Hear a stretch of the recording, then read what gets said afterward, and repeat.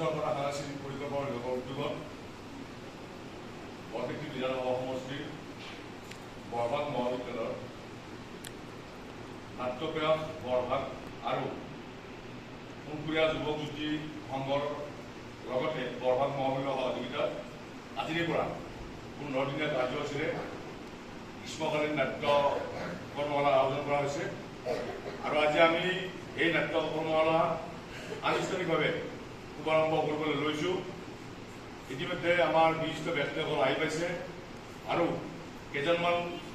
ব্যক্তি বৰ্তমান আহি পোৱা নাই আৰু তেখেতক আহি পালে আমি পৰৱৰ্তী সময়ত তেখেতসকলৰ কাৰ্যসূচী ৰূপায়ণ কৰিম। প্ৰথমে মই আজিৰ এই শুভ অনুষ্ঠানৰ মন্ত্ৰী প্ৰজননে মই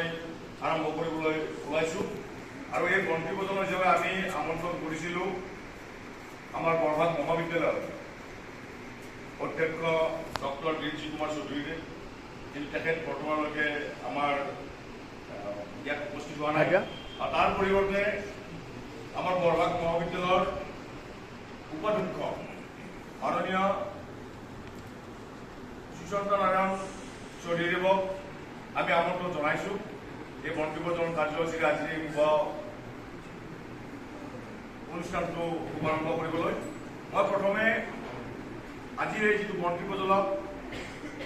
মাননীয় চৌধুৰীদেৱক এখন ফুলাম গামোচাৰে সম্বৰ্ধনা জনাবলৈ মই উদ্যোক্তাসকলক